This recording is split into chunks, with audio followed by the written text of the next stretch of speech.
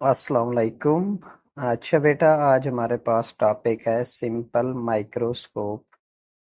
तो माइक्रोस्कोप के बारे में आपको बेटा पता है? सबको माइक्रो का मतलब होता है स्मॉल ऑर्गेनिज्म, छोटी छोटी चीज़ें हमारे पास। स्कोप का मतलब क्या है? कोई इंस्ट्रूमेंट, डिवाइस। तो ऐसी डिवाइस आपको, जो आपने अभी तक माइक्रोस्कोप का कंसेप्ट लिया हुआ होगा, आगे भी तकरीबन वही यूटिलाइज होता है। कि ऐसा इंस्ट्रूमेंट या ऐसी डिवाइस जो बहुत ही स्मॉल ऑर्गेनिज्म, बायो के सेंस में अगर बात करें, बहुत ही छोटी छोटी चीज़ें जिनको हम आम आंख से नहीं देख सकते, उनको देखने के लिए यूज़ होती है, उसे हम कहते हैं बेटा माइक्रोस्कोप का नाम देते हैं। अच्छा जी, अब इसमें बेटा दो वर्ड फिजिक्स के सेंस में यूज़ होते हैं। एक बेटा वर्ड होता है मैग्निफिकेशन।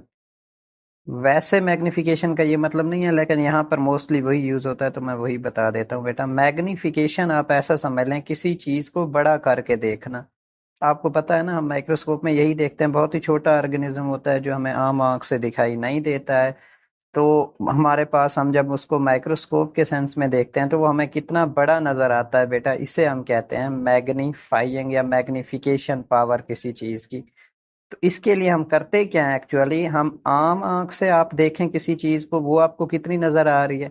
फिर आप माइक्रोस्कोप या एक हमारे पास होता है मैग्नीफाइंग गिलास, जिसे कन्वेक्स लेंस कहते हैं, कन्वेक्स लेंस भी इसके तौर पर यूज हो सकता है। तो वो भी हमारे पास मैग्नीफाई करने के लिए, बड़ा करने के लिए, किसी चीज को देखने के लिए यूज होता है। तो उसमें भी ऐसा समझे, हमारे पास आप एक आम आंख से जो इमेज देख रहे हैं, ऑब्जेक्ट देख रहे हैं, वो आपको कितना नजर आ रहा है।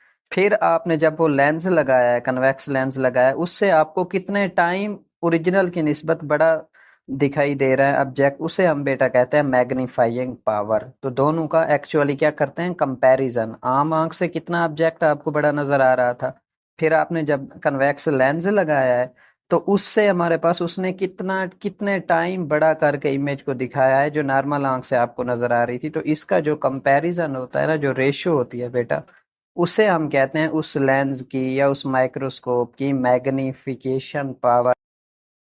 सो समझ आ गया होगा। अब मैग्नीफाइंग, वैसे जैसे आपको बताया, इसका मतलब ये नहीं है कि बड़ा करके दिखाना किसी चीज को, लेकिन माइक्रोस्कोप के सेंस में आप वही सारा यूज कर सकते हैं। तो इसी की हम रीडिंग आउट बेटा करेंगे। तो एक कन्वेक्स लेंस भी मैग्नीफाइंग गिलास के तौर पर यूज हो सकता है, मतलब ऑब्जेक्ट को बड़ा करने के लिए यूज हो सकता है। इसकी एग्जांपल वही है, अगेन आपको जैसे बताता हूँ, ये पूरा चैप्टर जो है ना, ये डेली लाइफ से ही है, लेंजेस से रिलेटेड। तो ये देखें, आपको पता होगा, ये आपने डेली लाइफ में देखा होगा बेटा, ये इलेक्ट्रिशियन वायर डिफरेंट पार्ट्स जोड़ने के लिए देखें। अब ये इतने स्मॉल पार्ट्स होते हैं, इनका पता नहीं लगता है कि सर्किट सही लग रहा है या नहीं लग रहा है, जो भी वो सेटिंग बना रहा है वो नहीं पता चलता। तो देखिए, उसने कन्वेक्स लेंस यूज किया हुआ है, इधर कन्वेक्स लेंस रखा हुआ है। वो यहाँ से देखेगा तो ये जो छोटे छोटे पार्ट्स हैं वो उसको अच्छे खासे मैग्नीफाइड हमारे पास नजर आएंगे, बड़े नजर आएंगे, तो वो क्लियरली हमारे पास इस सर्किट को जोड़ सकता है। या डेली लाइफ में आप इलेक्ट्रिशियन के पास, या हमारे पास बुक रीडिंग के वक्त भी बहुत सारे लोग इसको यूटिलाइज करते हैं। ये वाला गिलास आपने देखा हुआ होगा। तो मेरे ख्याल में मेकअप के सेंस में उसको सेट करने के लिए भी बाज़ औक़ात पार्लर वगैरह में भी इसको यूज़ करते होंगे। तो ये हमारे पास होता है कन्वेक्स लेंस बेटा, जो ऑब्जेक्ट को क्या करता है, बड़ा करके दिखाता है, मैग्नीफाइड करके दिखाता है। तो वही चीज वो कह रहा है, क्लियर, जिससे हम देख सकते हैं सेट, जो भी जो चीज करनी है वो करते हैं। तो ये होता है बेटा मैग्नीफाइड कन्वेक्स लेंस, जो आपकी पहली लाइन में लिखा हुआ है, इसे हम कहते हैं मैग्नीफाइड कन्वेक्स लेंस। तो रीडिंग करते हैं इसकी, बहुत ही आसान सा टॉपिक है, कोई मुश्किल नहीं है। कहता है मैग्नीफाइंग गिलास, तो वही जो अभी आपको दिखाया है, इज अ कन्वेक्स लेंस। ये कन्वेक्स लेंस भी सिंगल हो सकता है, which is use to produce magnified image. अब आपको बताया ना, अब आप इस टॉपिक में मैग्नीफाइड का मतलब बड़ा करके किसी चीज को दिखाना यूज कर सकते हैं। Which is use to produce magnified image of small objects. तो देखें, कोई मुश्किल है? कहता है हमारे पास एक मैग्नीफाइंग कन्वेक्स लेंस होता है जो कि यूज हो सकता है मैग्नीफाइड इमेज प्रोड्यूस करने के लिए छोटे छोटे ऑब्जेक्ट्स के। Hints it is also called simple microscope. बात ही खत्म हो गई कि वो तो आपकी जो सिंपल माइक्रोस्कोप होती है ना, उसमें भी यही हमारे पास एक कन्वेक्स लेंस यूज होता है। तो उसी की मदद से आप जब चीज़ों को देखते हैं तो आपको मैग्नीफाइड नजर आती हैं, तो उसे क्या हम नाम देते हैं बेटा, सिंपल माइक्रोस्कोप का। तो ये आ गई डेफिनेशन। आगे इसकी थोड़ी सी एक्सप्लेनेशन दे रहा है। The object is placed near to the lens then the principal focus such that. अब हमने तो, अब अगेन देखें, हमने पीछे पढ़ा हुआ है कि ऑब्जेक्ट की प्लेसमेंट बड़ी जरूरी है, तो वही चीज आपको बता रहा है। The object is placed nearer to the lens then the principal focus such that, जैसे इमेज चाहिए होती है ना उसी तरीके से ऑब्जेक्ट को प्लेस करेंगे। Upright, virtual and magnified image तो हमें तो मैग्नीफाइड इमेज ही देखनी है ना, तो उसके लिए हम क्या करेंगे, ऑब्जेक्ट को प्लेस करेंगे नियरर लेंस के बहुत ही करीब हमारे पास उसकी प्रिंसिपल फोकस की निस्बत, ताकि हमारे पास एक वर्चुअल और मैग्नीफाइड इमेज हम क्लियरली देख सकें। ये बाज़ औक़ात एमसीक्यूज में आता है, कितने डिस्टेंस से, clearly at 25 centimetre from the normal eye. Normal eye से कितना होना चाहिए, 25 सेंटीमीटर। तो ये बेटा सिंपल माइक्रोस्कोप का इंट्रोडक्शन था। अब आगे जो पढ़ रहे हैं, बाज़ औक़ात सिंपल माइक्रोस्कोप एक आध बार बोर्ड में लॉन्ग में भी आया है, तो आपने इसमें ये सारी चीज़ें लिखनी होती हैं। वैसे जो आता है ये वाला आपके पास मैग्नीफाइंग पावर, अभी आपको ये समझा दिया है मैग्नीफाइंग पावर का मतलब क्या होता है। दूसरा हमारे पास है रिजॉल्विंग पावर। इसमें डिफरेंस अक्सर शॉर्ट क्वेश्चन में आता है। शॉर्ट क्वेश्चन देता है what is difference between magnifying power and resolve power या रिजॉल्विंग पावर हमारे पास। तो अभी देखें, मैग्नीफाइंग पावर की तो आपको एक्सप्लेनेशन दी है कि किसी चीज़ की हम एक्चुअली क्या करते हैं, एक्चुअली ये रेशियो होती है। आम आंख से आप किसी चीज़ को देख रहे हैं तो इमेज आपको कितनी नज़र आ रही है, फिर आपने जब लेंस लगाया है कन्वेक्स लेंस, तो कितने टाइम बड़ी इमेज वो आपको लेंस दिखा रहा है हमारे पास। तो उन दो के दरमियान जो रेशियो है उसे आप कहते हैं कि उस ऑब्जेक्ट की या जो लेंस आपने लगाया है, जो माइक्रोस्कोप आपने लगाई है, जो इंस्ट्रूमेंट आपने यूज़ किया है, उसकी मैग्नीफाइंग पावर कितनी है। तो मैग्नीफाइंग पावर तो ये हो गए कि कितने टाइम ओरिजिनल से आपको बड़ा करके दिखा रहा है। दूसरा बेटा हमारे पास, ये कंसेप्ट समझने, बाकी तो रीडिंग है आसान है। दूसरा बेटा हमारे पास होता है रिजॉल्विंग पावर। अब ये वर्ड आपने पढ़ा हुआ है नाइन्थ में भी, मेरे ख्याल में नाइन्थ में आपका लॉन्ग भी यही आया था एक time. Resolve the force into its rectangular components, resolution of forces, resolution of vector, ये हमने पढ़ा था नाइन्थ क्लास में। तो पहले इस लफ्ज़ का मतलब समझ ले तो आसान हो जाते बेटा। रिजॉल्व करना किसी चीज़ को, रेजोल्यूशन इसका मतलब हमारे पास क्या होता है, स्प्लिट करना, अलग अलग करना, जुदा जुदा करना।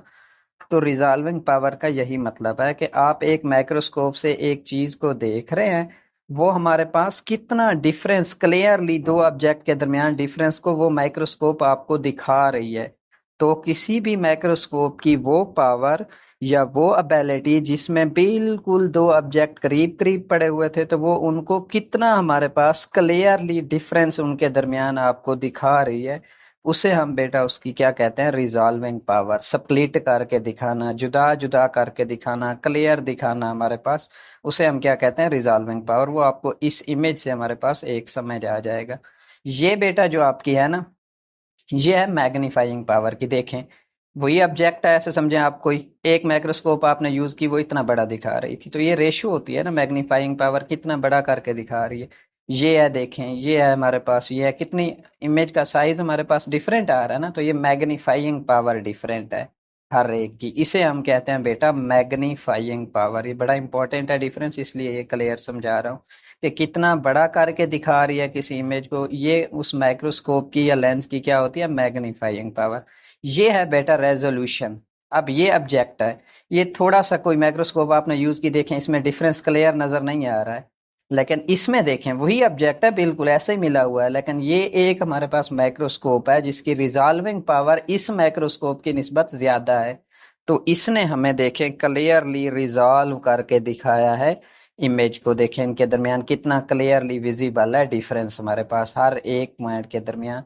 तो इसे बेटा हम कहते हैं रिजॉल्विंग पावर। कितना स्प्लिट करके देखें, कितना जुदा जुदा करके क्लियरली विजिबल हमें दिखाया है चीज को, उसे कहते हैं उस माइक्रोस्कोप की रिजॉल्विंग पावर।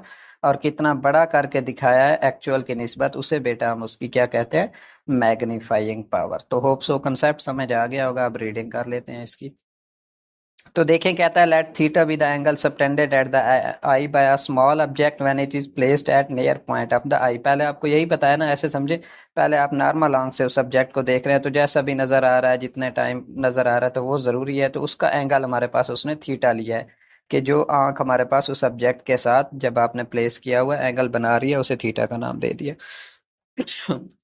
अच्छा जी, if the object is now moved nearer to the eye. अब हम ऑब्जेक्ट को ज्यादा क्लियरली देखना चाह रहे हैं, तो मोस्टली हम यही यूज करते हैं ना, ऑब्जेक्ट को करीब लाते जाते हैं, करीब लाते जाते हैं।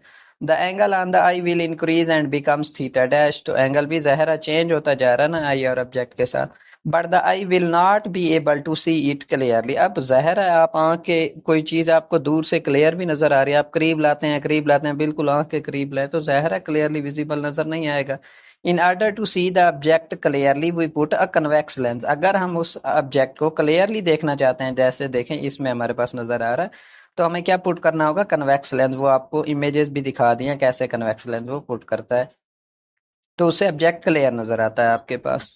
और magnified, we put a convex lens between the object and the eye so that the lens make a large virtual image of the object at near point of the eye. अब इसमें कोई बात है बताने वाली, पीछे यही नहीं पढ़ चुके हैं कि मैग्नीफाइंग लेंस या मिरर, वो जो लेंस था उसका काम ही यही है, लार्ज वर्चुअल इमेज हमें देता है ऑब्जेक्ट की। In this way the object appears magnified. तो अब आपने जो लेंस लगाया हुआ है उससे ऑब्जेक्ट आपको नजर कैसा आया, बड़ा नजर आया ना, मैग्नीफाइड नजर आया। और जैसे आपको बताया अभी दिखाया था कि बुक रीडिंग में भी उसको यूज़ करते हैं, इलेक्ट्रॉनिक्स में भी यूज़ करते हैं। आप मोस्टली ग्लासेस वगैरह लेने जाते हैं दुकान से, उसमें भी वो ये वाला यूटिलाइज कर रहा होता है convex lens, magnified convex lens.